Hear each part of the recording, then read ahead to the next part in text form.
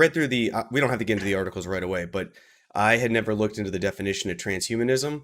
And I liked your smaller definition, which I actually wrote down because like that I kind of hit a little bit. Now I understand where this could lead to discussion, but transhumanism is the idea that improving things with technology is always a good thing. No limits, yes to people. Of course, that was the dumbed down, more direct quote in your article. But it sounds like that's kind of the reason maybe for this online avatar I'm seeing right now. Yeah, absolutely. I mean, all right, hang on. I think I got a closed chat. I think it's killing my frame rate too much. Yeah, absolutely. I mean, one of the cool things about being in VR and VR chat and the mirrors and stuff is VR lets you hack your self-image, right? You can totally just be who you want to be. And so, VR with body tracking kind of lets you have a playground version of this, right? Like a safe test bed version of, oh, cool. If would I be different if I had like a tentacle for an arm or an extremely long grip reach or whatever? VR just lets you play with that safely without necessarily having to commit to something. How long did it take when you had, when you started making, I think you've been working, I kind of followed it for a while. You've been working on this avatar. I've seen kind of iterations and things you're working on. First time you jumped in with an avatar of your choosing, what's that progression like? You start looking in the mirror and maybe it's just sixed off base Yep. settings.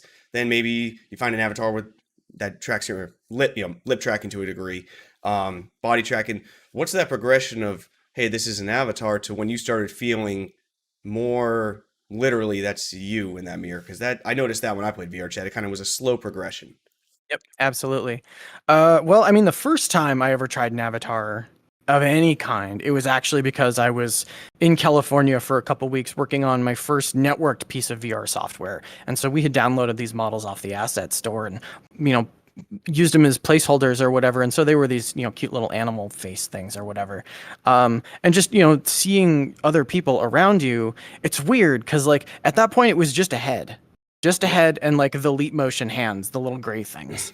Um, but almost right away, you get a sense that like a person is like endosizing those pixels, right? It's like the opposite of an exorcism. Like there's a spirit going into it instead of a spirit being dragged out of it. Sure.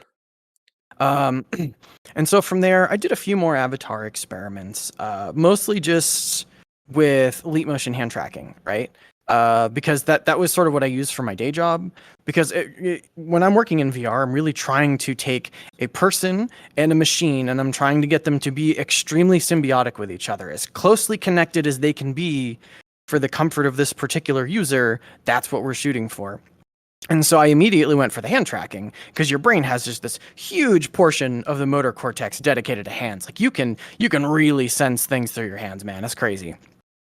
But yeah, so that was sort of the next progression: sixed off head tracking, hand tracking, and then things definitely went to the next level when I did VR chat. Absolutely. And that was because like. So VR chat, as far as I've been using it, has always had a full body component, right? The animator, like they always animate a full body, even if it's not necessarily tracked. Hmm. But the other thing I really liked about VR chat was you going through and you finding the public models, and there is a ton of artistry that's already done for you, right? A lot of exploring the aesthetic space.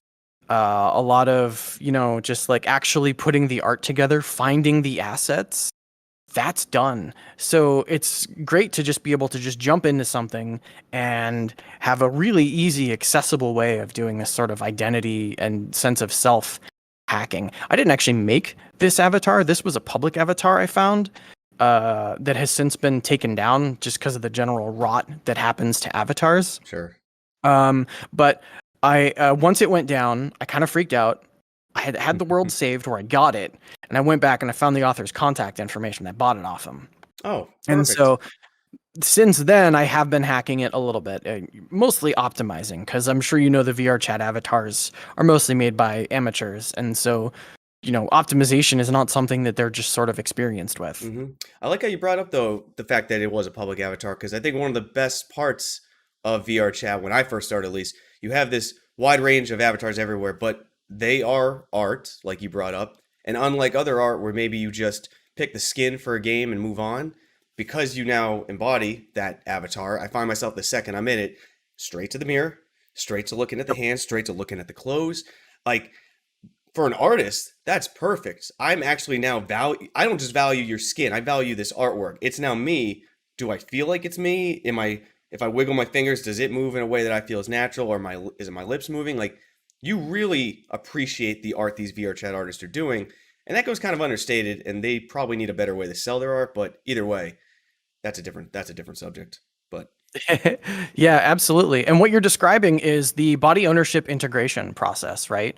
Our brain has body maps that it uses for basically everything. And when I say a body map, I kind of mean like a tiny little simulation or a mathematical model that describes a whole body or a part of a body and what state that it's in. And it uses these for everything. Everything from planning how you're going to pick up something on the countertop to like you know, how you're moving through the world, what you look like, what parts of your body count as you, what counts as flesh, what counts as clothes. And the crazy thing is that these body maps are usually very flexible, right? Because there's one of my favorite quotes I read on Twitter is somebody goes, how come your brain can update its map of a body at runtime? And then somebody replied, because your body can lose limbs at runtime. hit that subscribe button to stay on top of the daily clips, or catch the debates and fireside chats live on the main channel down in the video description. See you next time, Space Cowboys.